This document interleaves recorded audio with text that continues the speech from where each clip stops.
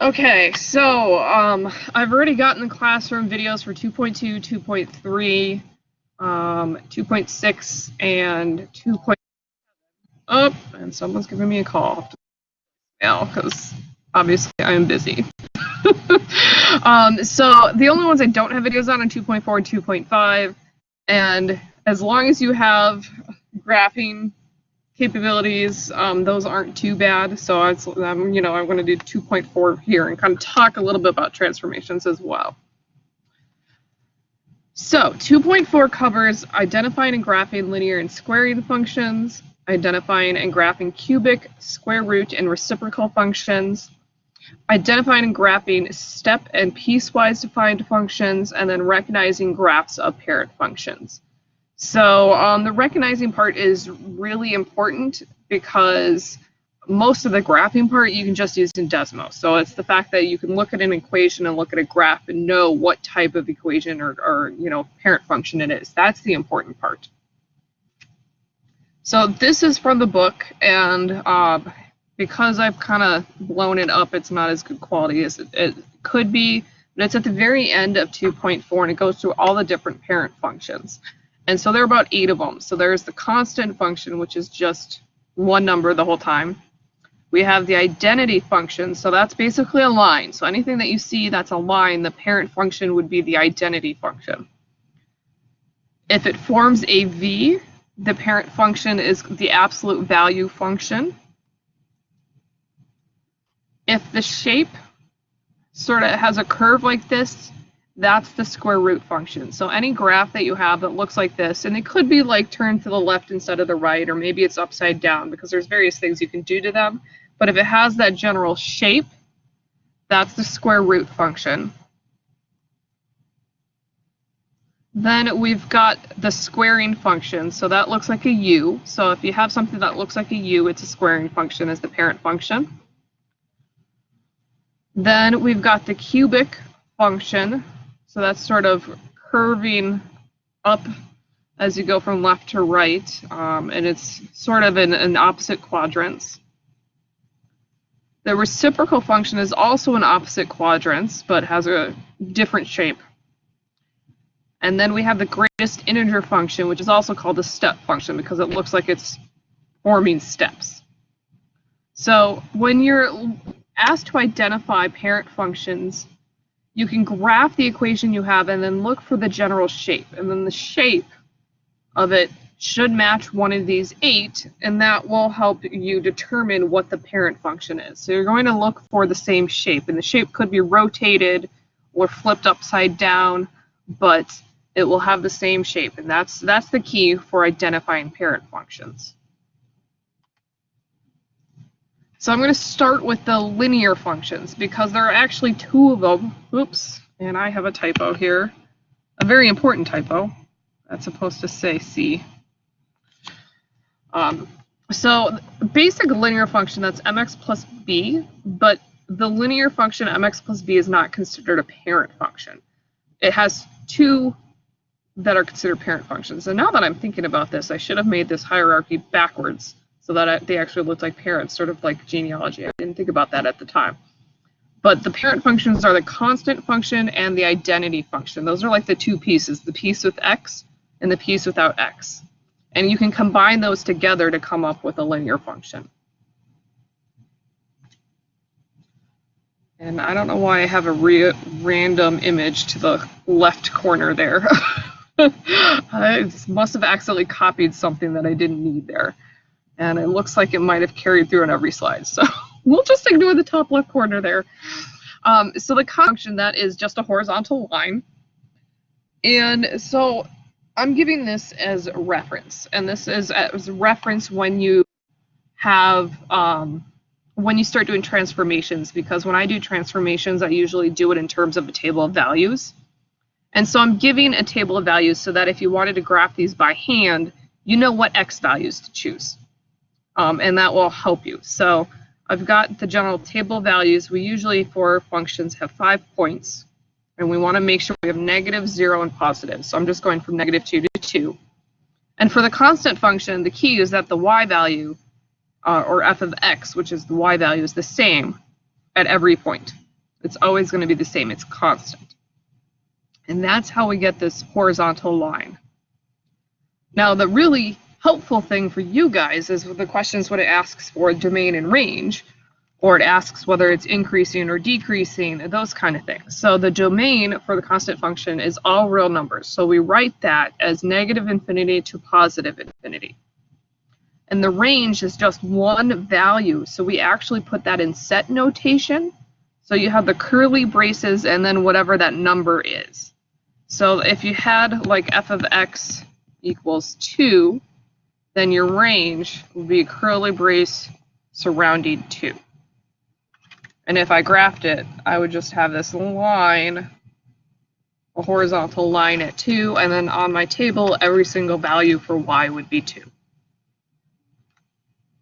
So the constant function is constant everywhere. So it's constant over the entire domain. So if you were asked what intervals it's constant over, you would actually just give the domain of the function. And it's continuous over the entire domain. Continuous means if you tried to graph this on paper, you don't have to lift up your pen. You can draw it all in one fluid motion. There's not any like spots where you have to lift up your pen and start somewhere else. So that's where it means what it means to be continuous. And so this is just continuous everywhere because it's just a horizontal line.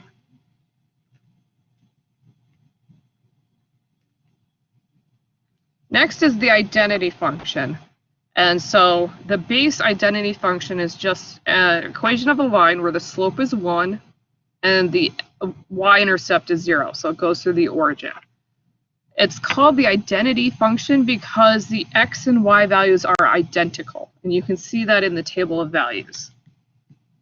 So these are identical, and that's where the name identity comes from.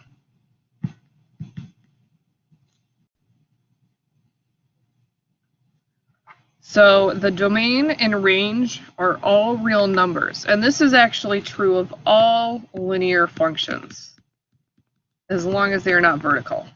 So as long as the slope is not 0, well, same thing for range, actually. So as long as the slope is not undefined or 0, as long as it's a slanted linear function, your domain and range are always going to be all real numbers. They're always going to be from negative infinity to positive infinity. So what's important is that if you recognize that the equation you're looking at is linear, then you already know the domain and range without having to do any work, because it's just always going to be the same. Now, whether it's an increasing, decreasing, or constant depends on what the slope is. So when we look at these, we're looking at increasing, decreasing, constant. We're always looking from left to right. So if you have a positive slope, as you move from left to right, the y values are getting higher, so it's increasing. Negative slope, the y values are getting smaller, so it's decreasing. And then it's constant. If the slope is 0, you just have a horizontal line, so it's constant. And a line is another one where you don't have to take your pen off the paper to graph it, so it's continuous. Now, if we have transformations, if we have a general linear equation, mx plus b, that's actually a transformed identity function. So the parent function is the identity function, then mx plus b is actually the transformation. And when we talk about transformations, we're talking about basically, have we moved our graph up or down? Have we moved it left or right? Basically, have you shifted it in some direction? Have you multiplied it so that you're kind of stretching it out or smushing it together? Like if you think you're taking the two endpoints, like if you pull them apart, that's a stretch. If you're smushing them together, that's a shrink, they call that. So that's what we're talking about when we talk about transformations. So in our equation, oh, your internet is being. Brad, are you able to hear me okay? Jen says her internet's having issues. I want to make sure that you're fine. Okay. So at least it's not on my end, so Jen can always watch this later. So when we look at our mx plus b, M, the slope, this is a stretch or shrink. So when we multiply our x by some number, we are stretching or shrinking the graph. It's usually a stretch if the number is greater than 1 or less than -1. If it's a number between 0 and 1, or basically -1 and 1, so that it's some small decimal, that usually is shrinking your graph, because you can think about it like if you're multiplying it by a number greater than 1, you're making it bigger, you're stretching it out. But if it's less than 1, you're making smaller numbers, so it's shrinking. Then our y-intercept, this is actually a shift. We're shifting up or down. Because our original function starts at 0, it starts at the origin. And if you have a y-intercept of 2, you're actually shifting that up 2. So that plus b, that actually tells you whether your graph is going up or down. So when we talk about transformations, and especially on the discussion where it says what transformations were done, if you have if your taxi is in mx plus b format, then you've had some stretches and shrinks occur depending on what you're multiplying your x by. And then you have a shift, usually, I mean, it's going to be a shift up because you're probably going to have a flat rate or something added on. So that shifts your graph. Yes, Brad. Shift up or down. So it's mx plus b is up, mx minus b is down. Yes. Okay, thank yep. you. Yeah. So it's just whether you're adding or subtracting from the graph. So that's pretty simple, and it's pretty intuitive that up would be positive and down would be negative, especially if you're thinking about elevation. You know, below sea level is usually negative, above sea level is positive. Are there other questions?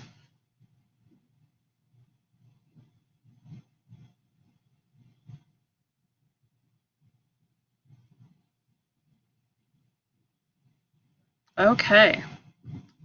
So this next one is the squaring function. And so the squaring function just says whatever you take in, you're squaring it.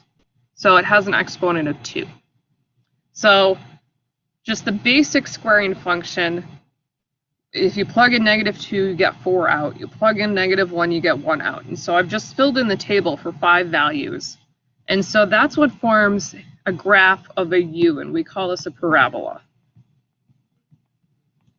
Sometimes the parabola opens up, sometimes it's upside down, and it opens down. So that's some possible changes that it could be. It usually doesn't open left or right, it's either up or down. For every squaring function, any function that has an x squared in it, your domain is always going to be all real numbers. The range for the basic function is 0 to infinity, but that could change based off of your transformations. So I'm going to just highlight those. The range could change based off of your transformation. And the same thing with where it's increasing and decreasing. If there are transformations, those parts could change. So those are not always going to be the same. That depends on transformations. Now, increasing, it says increasing from 0 to infinity. This is in terms of x values. So whenever we say something is increasing or decreasing, we're talking about where over x is it going up or going down. We're not looking at y values. So it's increasing starting at 0 and then as we go to the right. So that's why we say it's increasing 0 to infinity, because as we move from left to right, it's going up. Decreasing is the other direction. If we move from negative infinity all the way to the left and then towards 0, the graph is heading down. So that's decreasing. So we're always giving these intervals here. These are all x intervals. So those are not where in the y is our y increasing. we're looking at what's happening to y, but we give our answer in terms of x. We always give it in terms of the domain. What x values are we increasing over? What x values are we decreasing over?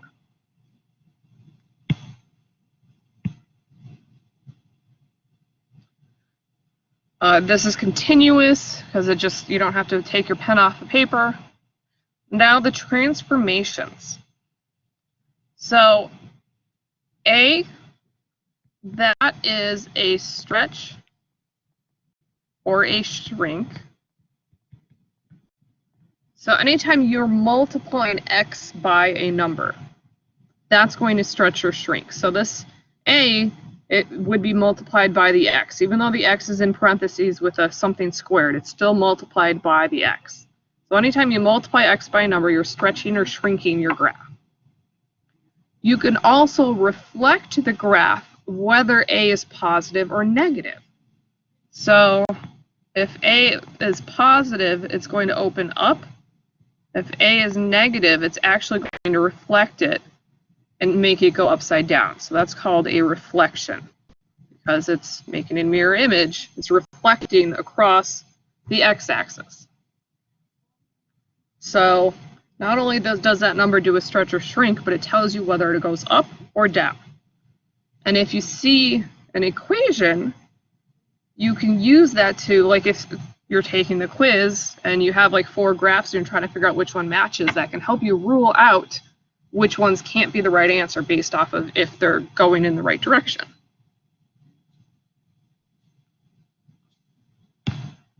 Now the next part, we have this x minus h in parentheses squared.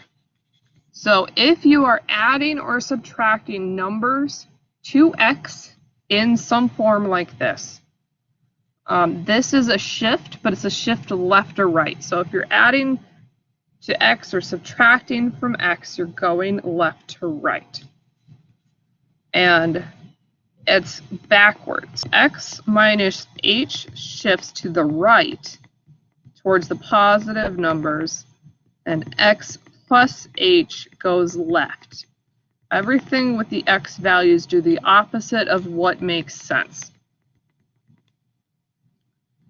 So if it was x plus 2, it actually is moving 2 to the left. If it says x minus 2, it's moving 2 to the right. So that's just some weird quirk of these transformations. Yes, Brad? So you're saying that on the parabola, if it's x minus 8, let's say, and it's 2, you would move the base of it on the x-axis 2 to the right to 2, correct? That's correct. Yeah, we're basically taking that base, that center, and we're moving it left or right. Okay.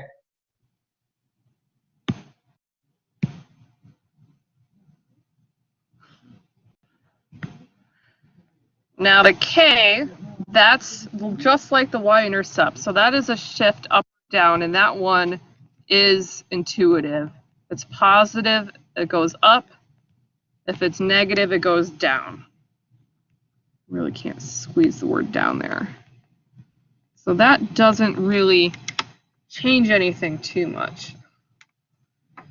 So this is where I'm going to pull up Desmos so that you can kind of see how this works. So our squaring function is just f of x equals x squared. So you can have lots of transformations. So like I said, like if I multiply that by a number, I'll just call this g of x. Like if I multiply that, oops, not once, make sure that's not another. Can you make that a little bit bigger? Yes. Is this better? Thanks. So let's say I multiply it by 3, so I have 3x squared instead. So you can see that when we say it's a stretch, it's like you pulled the endpoints of the original function in red and pulled it up. So when you pull it up, it gets narrower. Now it shrinks down, or it kind of gets widened if we have a number between 0 and 1. So if I put 0.5 there, you can see it's actually wider now. It's like you're smushing it down. You're pushing it down towards the center, and then it gets wider. So that's that A.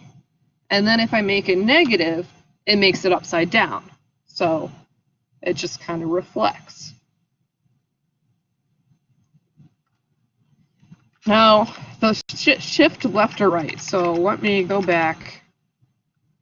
And so that would be like if I do x minus 6, and then I make it squared. So our original function is in red. If I subtract 6 from x, and it's in parentheses, it moves 6 to the right. If I make that a plus, it actually moves it to the left. And then if I add a number like 2, it moves it up 2. If I subtract 2, it moves it down 2. So that's what we mean by transformations. It's taking the original shape we have, and then we're moving it around.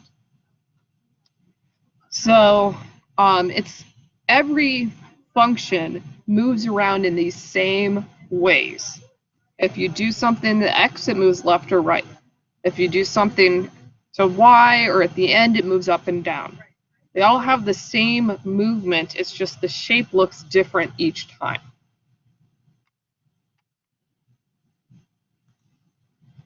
So going back to my the transformation here, and I have this equation. If you have an equation and it's in that form, it looks like that. It may have some numbers be 0, but it's generally in that form. You know that the parent function has to be x squared. So you may not have something that looks just like x squared. It may have things added or subtracted to it, but if you recognize what the transformation might look like, that can help you determine, okay, it has an exponent of 2, this must be the parent function of x squared.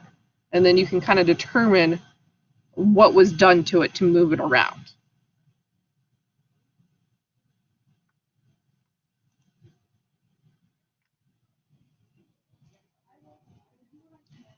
So the next one here is the cubic function, so that has an exponent of 3. And if you look at the transformation, it looks almost exactly the same, it's just the exponent is 3 instead. But everything works the same. If you multiply by a number to the x, it stretches or shrinks. If you add or subtract to the x, it moves left and right. If you add to the or subtract after that, it moves it up or down. So that is the same, even though the exponent is different. So the transformations are actually very similar no matter what it looks like. It's just the exponent here is giving us the shape of the function. So in this case, with something that's cubic, it has this, I don't even know how to describe this shape, but it's in opposite quadrants.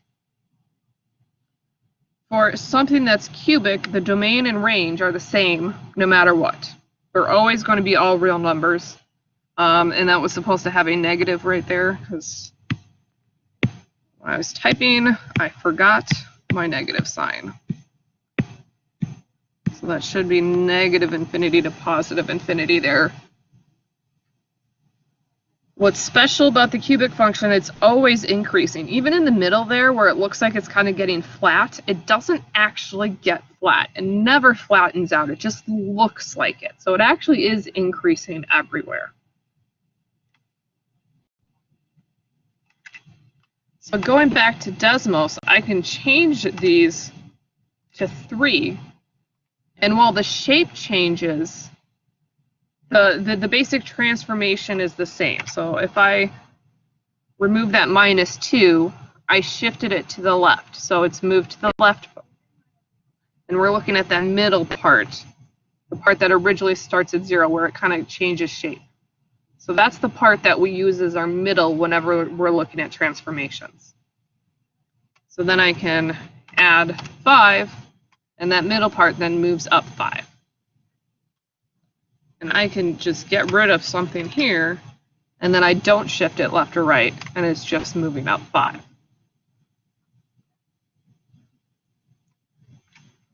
And if I put a negative in front, then that flips it upside down. And what's kind of cool is that when you flip it, it kind of forms two of those x squareds, one after another.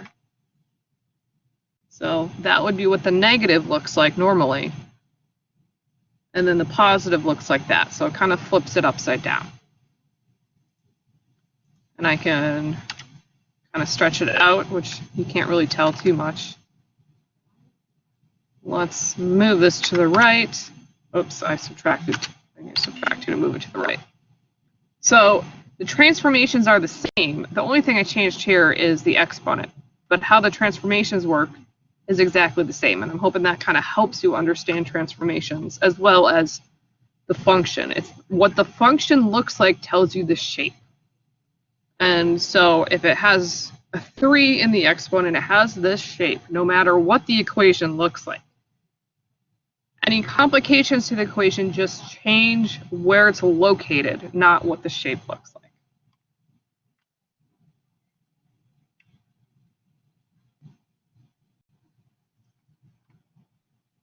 So the next one here is the square root function. So this is where you're just taking the square root of whatever number you plug in.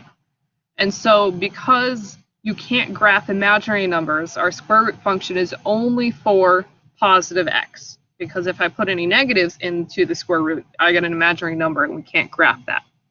So that's why you can see on the graph it's just in the positive quadrant. And when you take square roots, you don't get negatives out, so it's only in the positive y as well. So the domain and range here are both 0 to infinity because we're only in the positive numbers. And it's always increasing, so it's increasing for all x values 0 to infinity. What's interesting about the transformation part is this, that the thing that happens to x is inside the square root instead of like having an exponent of 2 or 3, but it's still connected to that x part. So I'm going to put in square root of x. So that is, oh, I accidentally turned it off. So this is the squaring function, or the square root function. We're just taking the square root. What's neat is that if you do transformations, you can actually make it go into the negatives, because I can still shift this left or right. So if I add 2 to my x, I am now, I'm going to make sure I turn that on, I am now moving it into the negative portion of the graph. So even though the base function only is in the positive portion, I can force it into the negative by adding or subtracting to it. So if I add inside the square root, I've now moved it left 2. And when I did that, I also changed the domain, because the original domain, the red function, the domain of the original is 0 to infinity, because we start at 0 on the x and then we go to the right. When I have the green function and I've shifted to the left, I've changed my domain as well. So now my domain starts at -2 and goes to infinity. So when you do transformations from the parent function, you're changing the domain. And you can change the range as well. The original range of the original parent function starts at 0 and goes to infinity. And the range now. Yeah, go ahead. No, I just said just you and me now. Oh, yeah, just you and me. Yep, Jen had to go. So, yeah, so the original function, the parent function, is 0 to infinity when we look at the y values. And when you shift it left and right, that doesn't change. But we can change that if we change it by shifting up or down. So if I add 3, now my range starts at 3 and goes up to infinity. I don't have anything graphed below 3, so my range changes as we change where the transformation. And it's the same thing. If I subtract 3, now my range is going to start at -3 and then go up towards infinity. So what's interesting about transformations, especially with the square root function, is that the domain and range, which start at 0, shift left and right or up and down based off of the shifts that also happen to the transformations. So normally in our square root function, the parent function h is 0, k is 0. So the domain sort of follows what h and k are as well. So if you're adding, then k is where your range starts. Or even if you're subtracting and you have a negative k, that's where your range starts. And with the domain, if you're subtracting 2, then your domain is going to be the opposite, because for some reason, the way this math always works out is that the x is the opposite. So then your domain would start at positive 2. And then that also changes the increasing, because the increase would have to start at positive 2 as well.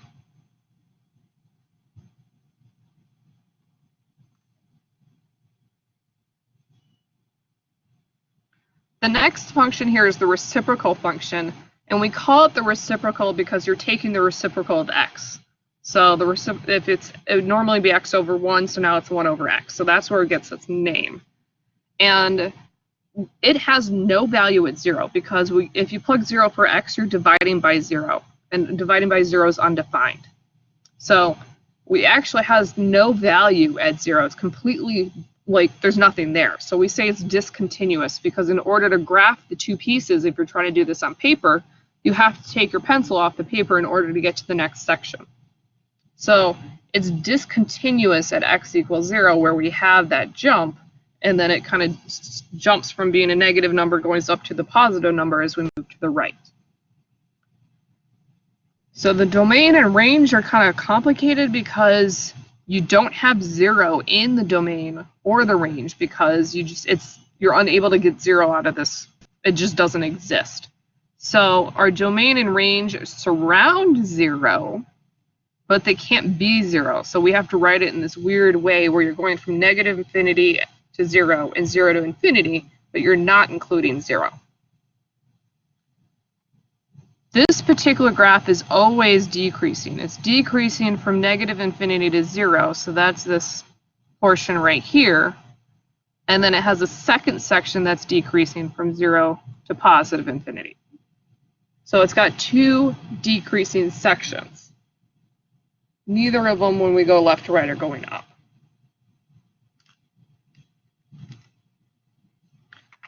Now the transformations, because our x is in the denominator, transformations now happen to x in the denominator as well. So if you're adding or subtracting to x in the denominator, you're still moving it left or right. And then if you're adding a number after that, it still moves it up and down. And then the a is the same. The a still stretches or shrinks. So all these transformations are the same. They do the same thing every time. So I'm going to graph this one now. So our parent function is 1 over x. And so this is what it looks like. So I'm going to first show a stretch by multiplying by a number. So that would be the number on top. So if I made it 5 over x instead, it's like you're pulling the tops and the bottom away, and it gets pulled away from 0. If I wanted to shrink it, I would put like 0.25 on the top, and then it gets closer to 0. So it kind of shrinks towards 0 or pulls away from 0. That's the stretch. If I want to shift it left or right, that has to happen in the denominator with x. And we always take this in terms of the middle. So if I shift it by subtracting 2, I'm moving it to the right 2. And so the middle has shifted over. And now it has this at 2. That's where it's not going to have any values. That part has changed. Because now if I divide by 2 or put 2 in for x, 2 minus 2 is 0. I can't divide by 0. So that part now doesn't have a value. And if I put that plus there, it just goes in the other direction. And then if I add a number, like 3, it's moved up. Or if I subtract it, it moves down. So it's the same, the transformations are they're just doing the same thing every time. It's just the function itself looks a little different.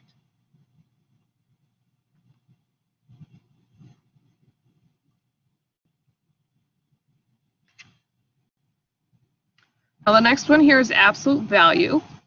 And this is actually helpful for the assignment because there is a question where you are given something that looks like this. Oops, doesn't have the pen. Let me make sure my pen is working. You're going to get an equation that looks something like that transformation. There will be numbers there, but it's going to look like that. So if it looks like that and it has absolute values in it, that tells you the parent function is the absolute value function. And the absolute value function always makes a V, because anything that is negative becomes positive. And so both the left and the right side have to be in the positive Y, because it makes everything positive. So because of that, our domain is all real numbers, negative infinity to positive infinity.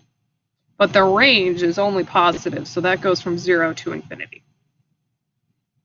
Then we have two sections. One is increasing and one is decreasing. So we're decreasing as we go from the negatives towards 0. So negative infinity to 0, if you go from left to right, the y values are getting smaller. Then, as we go from 0 to infinity, the y values are getting higher, so we're increasing. We're getting higher. And the transformations are exactly the same. You add or subtract to x, you move it left or right, you add after that, after the absolute value portion, you're moving it up or down.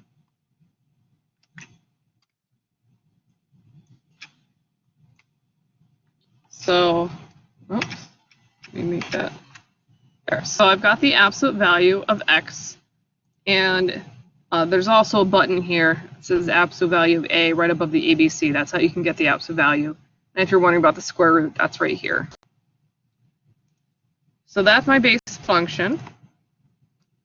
If I multiply that, and I need to multiply it by a number outside of the absolute value, that stretches it up, so it's getting narrower.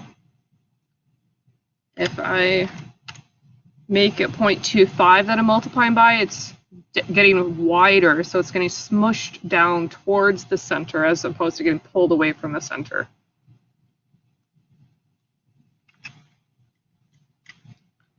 If I want to move to the right 3, I need to subtract 3 inside the absolute value.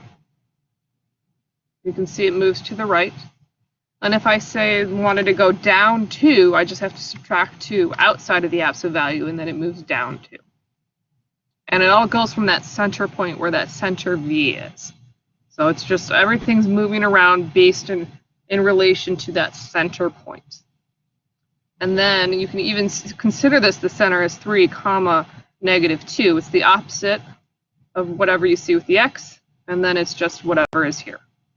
You usually call that the vertex. It's sort of the center of whatever we're looking at.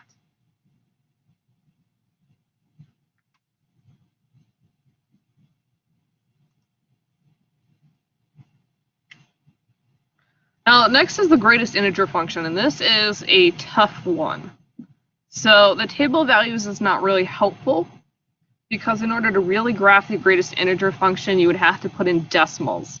What it does is it basically rounds up, or it rounds, let me think about this. It rounds down. Yes, it rounds down. I'm going to make sure I write that down. So this always rounds down.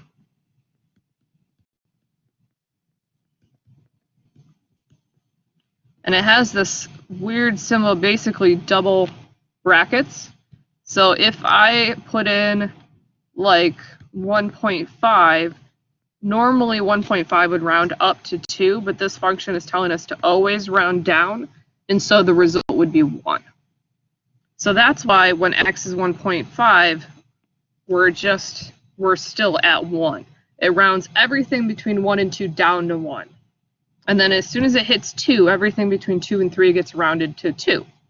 And so that's where it forms the steps, and it's called the step function.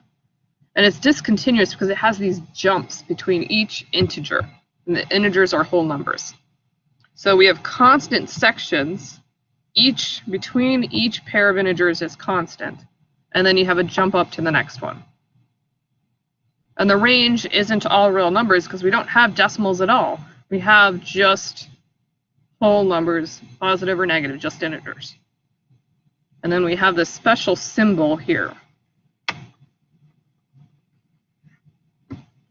So I'm actually going to go to my next slide because graphing, I do not recommend ever graphing this by hand. So, and I'm going to be referring to this as a step function. So definitely just if it says step function, that's what this is talking about. But this is one where you definitely want to use Desmos to graph, and especially with piecewise functions as well. So if you're graphing a step function, you're using what's called the floor. And that replaces those symbols. So instead of having the little symbols here between x minus 2, you put floor, and then you put the x minus 2 in parentheses. And that's how you graph a step function. Because graphing it by hand is just annoying. So I'm going to put in the step function, which is just floor of x. So there's the steps. Transformations work the same. Whoops. Floor. So if I want to shift it, I just add or subtract to the x inside the floor. And then it shifts everything over. If I want to add or subtract, move it up or down, then I add it to the end of the floor and then it moves up and down. Now, what's interesting, if you notice that when I did that, it moved like it moved left or right, and that's because of the nature of the steps, that it didn't actually look like it moved. And actually, I'm going to put in sliders here because sliders are wonderful to help visualize this. So, H. You can see I'm moving it left or right. And then here, I'm moving it up or down. But it's hard to tell whether I moved it up or down because just the fact that all of these, they're steps, and it's kind of hard. Where is the center? You know? It's just hard to find the center here. But if you look at just sliders here, you can see how the K moves up and down, H moves it left or right. And I can put in a number for a slider for A, which stretches or shrinks it. And so I should reset these at 0 so you can really see. So when A is between 0 and 1, it pushes it close to 0. It kind of flattens it out. And then when A gets bigger, it stretches it out and pulls it away from 0. But the step function is really interesting. It's a really interesting looking function. We don't encounter it very often, so I wouldn't worry too much about knowing other than just recognizing what it is. And then piecewise functions. So piecewise functions aren't parent functions. They're just, you have multiple functions that you're combining together, and you're using pieces of them in different parts of the graph. So you're not using the entire line, you're using only a portion of the line, or using only a portion of the absolute value. And so that's why it's called piecewise. And so to graph those are also difficult to graph by hand. So I have how to graph those in Desmos here. And then I have an example so you can see how that works. And then to evaluate functions, you can, so especially for the Desmos. So if I wanted to evaluate, let's see. I'm going to get rid of my sliders. If I want to find out what the f of 3.4 is, as long as I define it for the step function, it will tell me, okay, it's rounding it down to 3. So for those step functions, instead of trying to like figure it out for yourself, especially if it has transformations, I'm going to just make something up.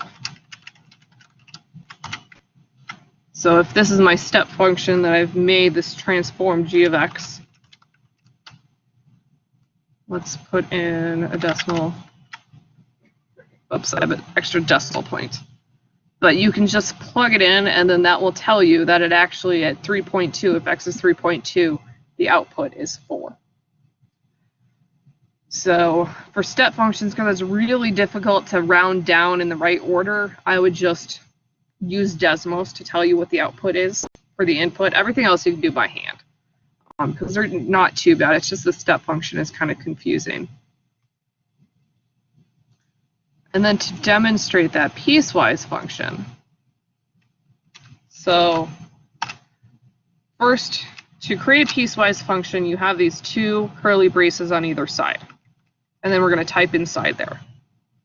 And you're going to put your inequalities. So let's say if I want my function to be just for numbers less than 0, put x less than 0. So it's only graphing less than 0. And I put a colon, and then I say, what part do I want to graph? So let's say I just want the x squared, the squaring function. So normally the squaring function is this black line. Actually, I keep F for my parent functions. So the black line is a squaring function. And when I say it's x less than 0 and then I put this colon, I'm only getting the left side of it. So I've only taken one piece of it.